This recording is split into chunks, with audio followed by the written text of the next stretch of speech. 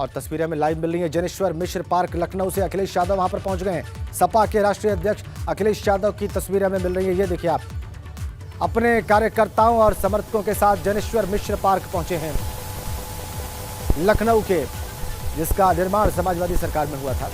जनेश्वर मिश्र प्रख्यात समाजवादी रहे और जनेश्वर मिश्र पार्क पहुंचे हैं अखिलेश यादव। ये लाइव तस्वीरें जनेश्वर मिश्र पार्क लखनऊ से इस वक्त आपकी स्क्रीन पर। अखिलेश के साथ हैं समाजवादी पार्टी के कार्यकर्ता, उनके समर्थक लाल टोपियां पहने हुए, ट्रेडमार्क सपा स्टाइल। और ये देखिए आप, अभी हम आपको ये लाइव तस्वीरें दिखा रहे हैं जनेश्वर मिश्र पार्क लखनऊ से।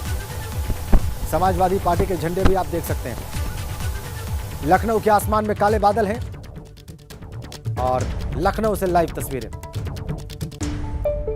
Akhilesh Yadav leader of opposition और सपा के राष्ट्रीय अध्यक्ष इस वक्त जनेश्वर मिश्र पार्क लखनऊ में अपने कार्यकर्ताओं और समर्थकों के साथ। लखनऊ से जनेश्वर मिश्र पार्क से ये तस्वीरें सीधी इस वक्त आपकी स्क्रीन पर। ये बड़ी खबर, लखनऊ से बड़ा अपडेट और ये महत्वपूर्ण तस्वीर जनेश्वर मिश्र पार्क लखनऊ से। अखिलेश यादव अपने कार्यकर्ताओं और समर्थकों के साथ पहुंचे हैं जनेश्वर मिश्र पार्क।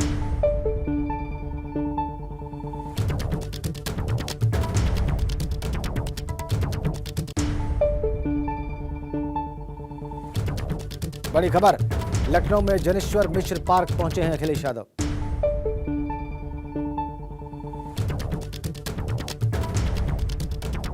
एक्सक्लूसिव तस्वीरें आपकी स्क्रीन पर। हम इसे और स्पष्ट आपको दिखाने का प्रयास करेंगे। देखिए जनेश्वर मिश्र की विशाल प्रतिमा पार्क के बिल्कुल बीच में।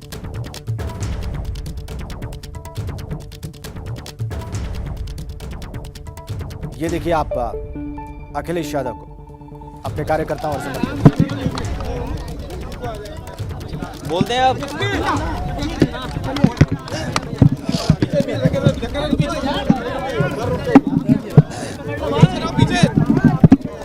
आज हम सभी समाजवादी साथी छोटे लोहिया जनेश्वर मिश्र जी को याद कर रहे हैं। छोटे लोहिया जनेश्वर मिश्र जी ने पूरे जीवन भर समाजवादी सिद्धांतों के लिए संघर्ष किया। गांव के गरीब किसान, नौजवान, मुसलमान भाई, हर वर्ग के लोगों के बीच में संघर्ष करके उनको मान सम्मान मिले, उनको जहां समाज में पीछे छूट गए थे उनको कैसे आगे बढ़ाया जाए। छोटे लोहिया जनेश्वर मिश्र जीवन भर संघर्ष करते रहे और उन्हीं के सिद्धांतों पर चल कर के आज समाजवादी पार्टी यहाँ पहुँची है। हमें कई प्रतिष्ठित शिविर सम्मेलनों का याद है जहां लोग इंतजार करते थे कार्यकर्ता नेता के आखिरकार छोटे लोहिया जनेश्वर मिश्र जी क्या कहेंगे। जहां लोकसभा या राज्यसभा में कभी बोले हैं तो सभी सांसद आकर के उन्हें सुनना चाहते थे और ऐसा पिन ड्रॉप साइलेंस कभी राज्यसभा में, लोकसभा में कम ही वक्ताओं के लिए होता था जैसा जनेश्वर मिश्र जी के लिए होता था। और जो गरीब की बात किस ढंग से कही जाए, उसके दुख दर्द को किस ढंग से कहा जाए, राजनीति में मैं सोचता हूँ जनेश्वर मिश्र जी से बेहतर कोई नहीं कहता था। जीवन भर समाजवादी मूल्यों के लिए, समाजवादी सिद्धांतों के लिए संघर्ष करते आए। यहाँ बहुत सारे ऐसे लोग हैं जिन्होंने देखा भी है, सुना भी है, उनसे सीखा भी है। आज के दिन जब हम याद कर रहे हैं तो संकल्प लेते हैं जिस रास्ते पर वो चले और जो लड़ाई वो यहाँ तक लेकर के आए, उस लड़ाई को आगे बढ़ाना है। समाजवादी सिद्धांतों को, मूल्यों को जनता तक पहुँचा करके जनता को जोड़ने का काम करेगी समाजवादी पार्टी।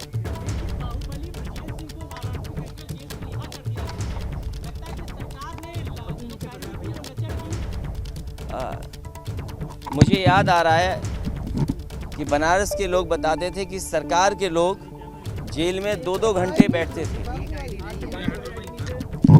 सरकार के लोग जेल में 3-3 घंटे बैठते थे बनारस में, तो स्वाभाविक है।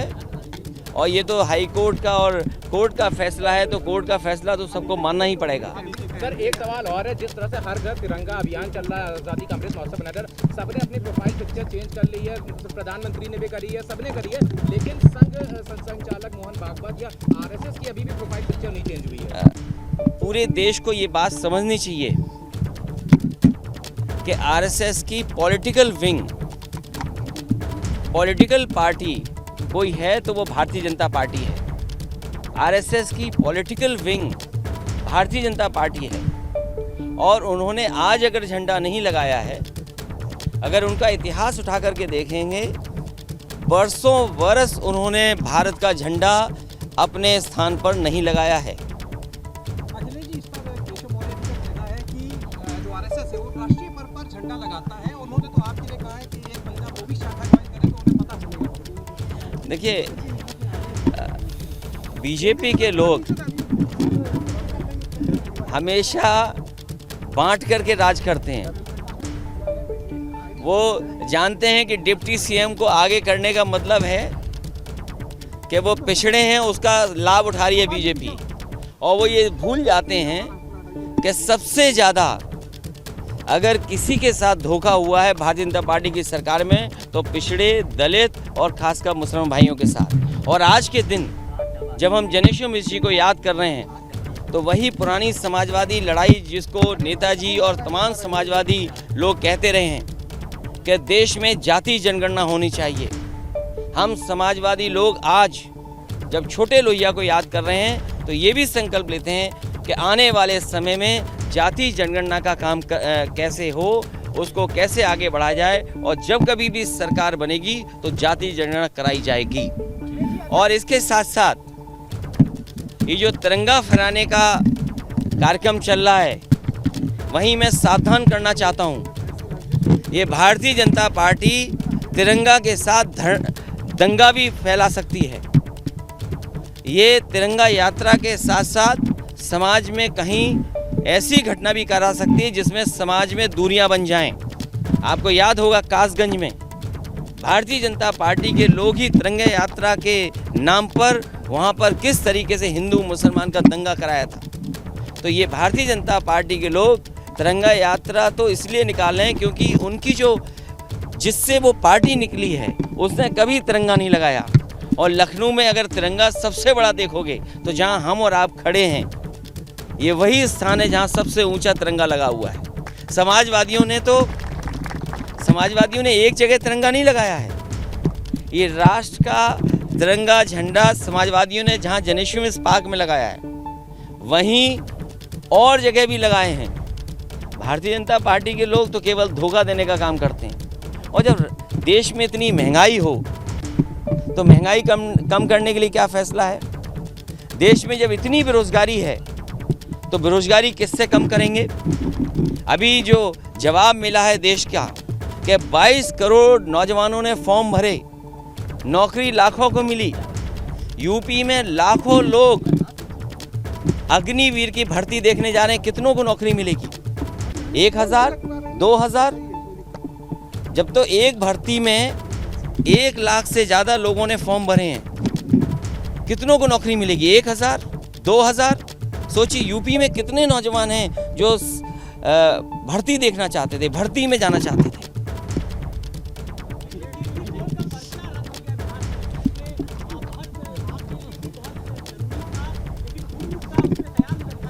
देखिए, थोड़ा लेट हो गया आपका चैनल, ये बात थोड़ी पुरानी हो गई है, लेकिन हाँ, ये स्वीकार करते हैं हमारी ऑफिस की गलती है ये।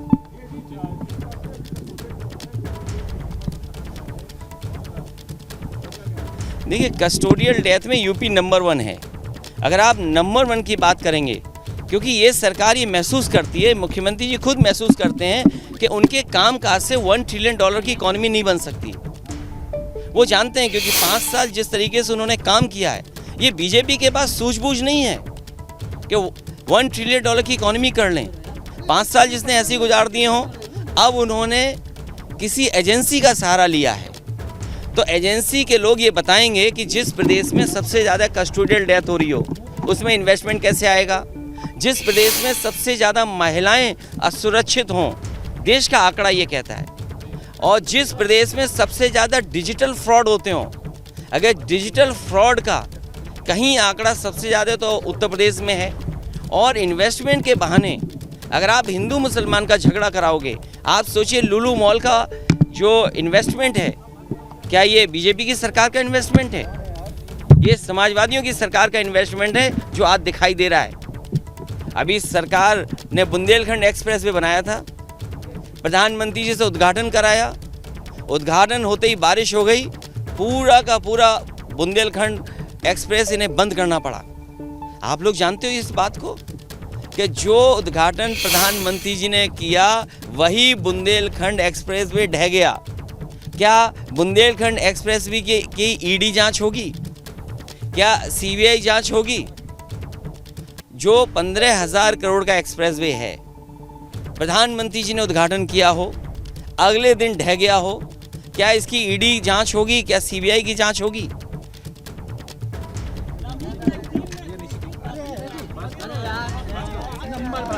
हाँ, क्या चीज? एक मैगजीन में धार्मिक भावनाओं को आहत करने वाला एक पोस्टर जारी किया गया है। उसके लिए कानून है, और ये अगर इस तरह का किसी मैगजीन किसी जगह है तो ऐसे तो हमारे बहुत सारे चैनल साथी भी हैं जो समय समय पे डिबेट इसी तरह की करते हैं। तो आप केवल वीक की बात क्यों करते हो?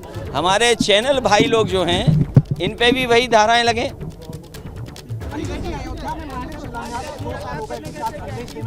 नहीं, हमारा भी मंदिर बन रहा है, हमारे मंदिर का भी उद्घाटन होगा, और भगवान तो सबके हैं। देखिए, महंगाई का सवाल आज का नहीं है, और ये जब बीजेपी सरकार आई है तब तक महंगाई बढ़ाई है। बीजेपी को महंगाई से कोई लेना देना नहीं है। बीजेपी के लोग ये बताएं, जीएसटी लगा दिया दूध पर, जीएसटी लगा दिया दही पर। अभी सुनने में आया कि मुख्यमंत्री जी ने बाल्टी भर करके दूध डाला है भोलेनाथ पर। अगर हम लोग जाएं तो क्या अगर पैकेट का दूध बाबा भोलेनाथ पर चढ़ाने के लिए जाएं तो क्या टैक्स नहीं देना पड़ेगा? तो ये सरकार वो है जो जन्माष्टमी भी नहीं मनाने देना चाहती है कि जो दूध दही का इस्तेमाल होगा उस पर टैक्स लगेगा। क्या सरकार स्वीकार करती है कि नहीं करती, टैक्स लगाए कि नहीं लगाए? चलिए, प्रेस के लोगों का धन्यवाद।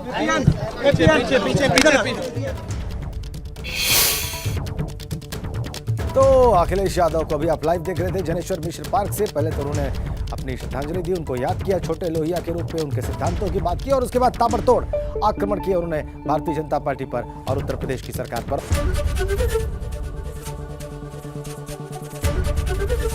एबीपी गंगा, खबर आपकी, जुबान आपकी।